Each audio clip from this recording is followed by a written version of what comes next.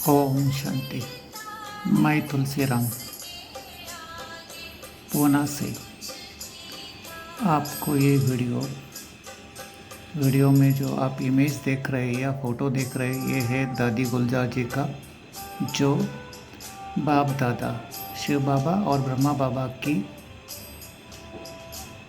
भाग्यशाली रथ बनी अव्यक्त पाठ बजाने के लिए। उन्हीं के मुख द्वारा हम सुनने जा रहे हैं बाप दादा के वरदान, अशरीरीपन बनने का और विदेही बनने की विधि का क्लास। ये मैं आप सभी वीकेस और नॉन वीकेस के लिए एक खास वीडियो ले आ रहा हूँ, जिसमें आप समझेंगे विदेही, अशरीरी और कंबाइंड स्वरूप की स्मृति से वरदानों को प्राप्त करने की बातें। आइए सुनते हैं दादी का क्लास। ओम शांति। ओम शांति।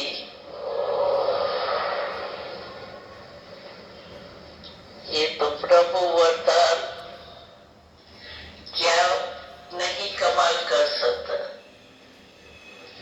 तो आप सभी को भी बाबा का, शिव बाबा का, ब्रह्मा बाबा भले अभी अव्यक्त हो गए, लेकिन सूक्ष्म में अमृत वेले मिलन मनाने के टाइम आप सबको भी ब्रह्मा बाबा, शिव बाबा दोनों द्वारा वरदान मिले होंगे और मिलने जरूरी है, क्योंकि विधाता के बच्चे हैं तो वरदान तो देंगे। तो हमें भी शिव बाबा के, ब्रह्मा बाबा के वरदानों से ये पाठ मिला है, वो बजा रहे हैं। लेकिन कमाल किसकी? बाबा की। सभी कहो मेरा बाबा, मीठा बाबा, प्यारा बाबा। बस आज की जो विषय है ना, अशरीरी बनने की, तो अगर बाबा हमारे मन में सदा याद रहे, दिल में समाया हुआ रहे, तो हम भी बाबा की याद में बाबा के समान बन जाएंगे ना। बस बाबा की याद भूले नहीं, क्योंकि हमारा कहना है कि बाबा और हम कंबाइंड है। कंबाइंड हो ना, है? हाथ उठाओ जो हमें समझते हैं बाबा कंबाइंड है। कंबाइंड शब्द के ऊपर अटेंशन देना। तो कंबाइंड कभी अलग हो सकता है, साथ कोई होता है तो अलग हो सकता है, लेकिन कंबाइंड तो अलग नहीं हो सकता। यहाँ भी अगर कंबाइंड होते तो ऑपरेशन से अलग होते, ऐसे नहीं होते। तो शिव बाबा, ब्रह्मा बाबा, बाप दादा हमारे कंबाइंड है, तो अलग कैसे हो सकता है? और बाबा याद है तो ऑटोमेटिकली हमें बाबा समान अशरीरी बनने की भी समृद्धि होती है। और जितना बाबा से जिगरी दिल का प्यार होगा ना, तो बाबा नहीं भूलेगा। और बाबा से हम आत्मा का नाता है। हम बाबा किस नाते से कहते हैं? ब्रह्मा भी बाबा है, शिव बाबा भी बाबा है। आत्मा के नाते से हम बाबा कहते हैं। तो जब बाबा की याद होंगी तो आत्मक स्वरूप की भी स्मृति जरूर होगी। और जब आत्मक स्वरूप की स्मृति है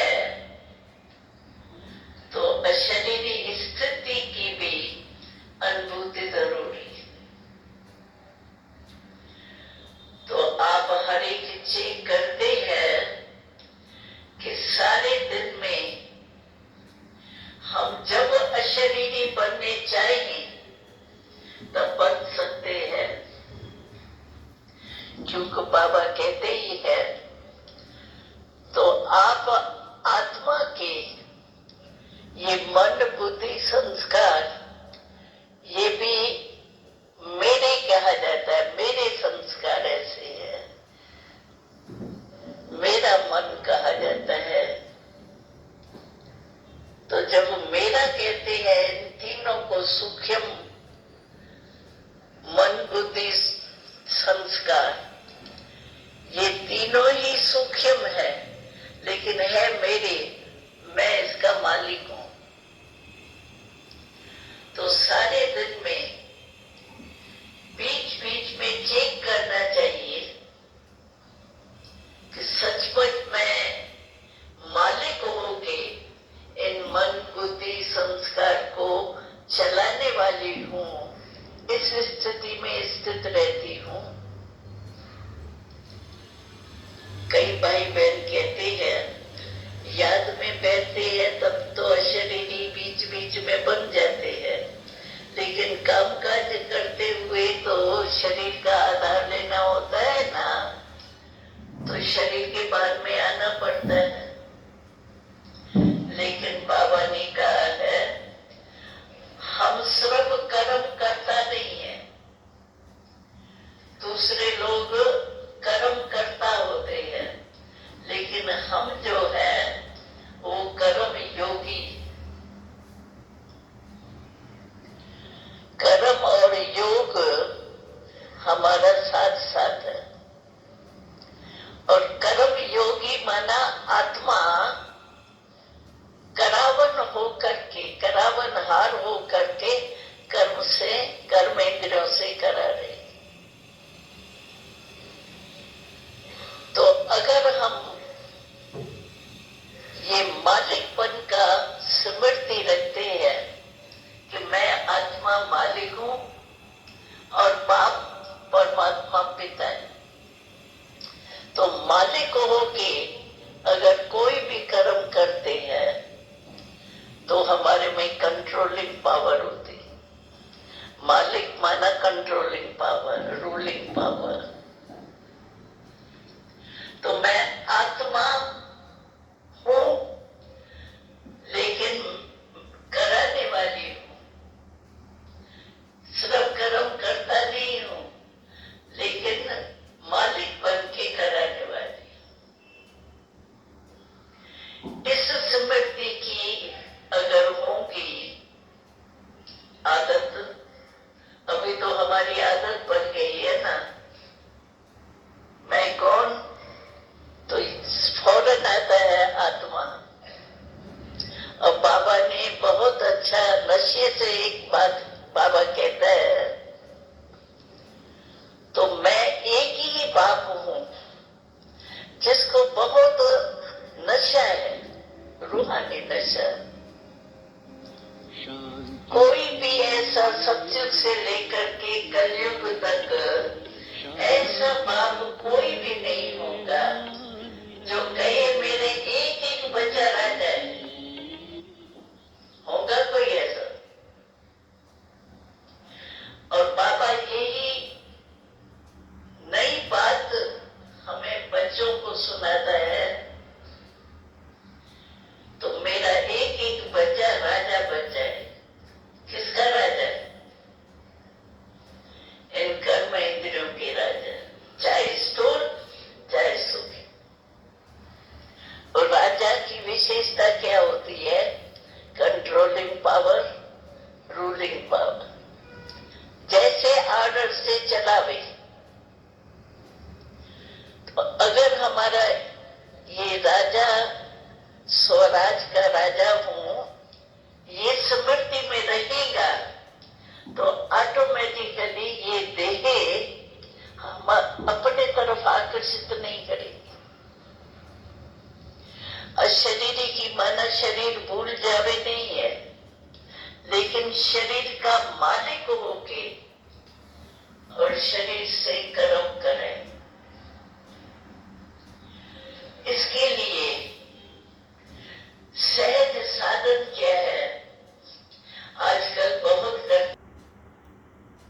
शांति। अभी अभी आपने सुना अशरीरी। अशरीरी मतलब शरीर से अलग होना नहीं है। और इसी बात को अंडरलाइन कराते हुए मैं इस वीडियो का मकसद आपके सामने रख रहा हूँ, खास तीव्र पुरुषार्थी ब्रह्मा कुमार कुमारियों के। हमको समझाया जाता है कभी क्लास में, अशरीरी मतलब शरीर से अलग न्यारा समझना, लेकिन बाप दादा का ये भाग्यशाली रथ अथॉरिटी से समझा रहा है कि अशरीरी मतलब अलग होना नहीं है, लेकिन अशरीरी मतलब मन बुद्धि संस्कार जो हमारी सूक्ष्म शक्तियाँ है आत्मा की, और शरीर द्वारा जो कर्म कराती है उसकी अथॉरिटी। इस अथॉरिटी से हम शरीर को चलाए जब चाहे जैसा चाहे, और कर्मेंद्रियों के कर्मयोगी बनकर जो भी कार्य कराए, करावनहार समझकर कराए, वही अशरीरीपन की स्थिति, अधिकारीपन की स्थिति, विदेहीपन की स्थिति से हम उसको समझ लें। एक और बात मैं आपको समझाना चाहता हूँ। आगे क्लास में एक बाप दादा की वही महावाक्य सुनाए हैं, वो इस वीडियो में शायद नहीं आपको मिलेंगे सुनने को, कि कर्म करते हुए जीवन मुक्ति का संगम युग पर तीव्र पुरुषार्थ करना ही अशरीरी अवस्था, अशरीरी स्थिति है। और यही बाप दादा का हमको खास वरदान है, जो हमें अमृत वेले से लेकर सारे कर्म पार करते, परफॉर्म करते हुए दिनचर्या में वरदान के रूप में यूज़ करने हैं। कौन से? संगम युग के ब्राह्मण जीवन में जीवन मुक्त स्थिति का अनुभव करना। ओम शांति। आइए फिर से सुनते हैं वही एक दो वाक्य। ओम शांति। लेकिन कराने वाली हूँ, सिर्फ कर्म करता नहीं हूँ, लेकिन मालिक बन के कराने वाली। इस स्मृति की अगर होंगी आदत, अभी तो हमारी आदत पड़ गई है ना, मैं कौन, तो फौरन आता है आत्मा। और बाबा ने बहुत अच्छा नशे से एक बात बाबा कहता है, तो मैं एक ही बाप हूं जिसको बहुत नशा है, रूहानी नशा।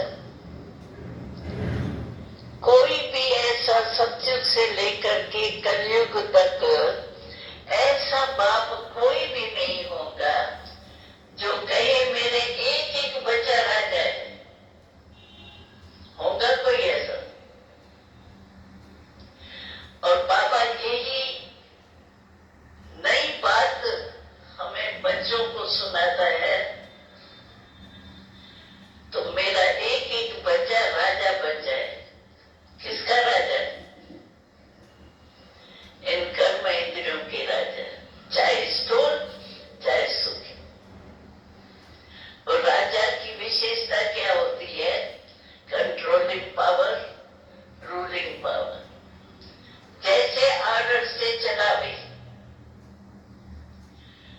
अगर हमारा ये राजा स्वराज का राजा हूं, ये स्मृति में रहेगा, तो ऑटोमेटिकली ये देहे हम अपने तरफ आकर्षित नहीं करेंगे। अशरीरी की माना शरीर भूल जावे नहीं है, लेकिन शरीर का मालिक होके और शरीर से कर्म करे। इसके लिए सहज साधन क्या है? आजकल बहुत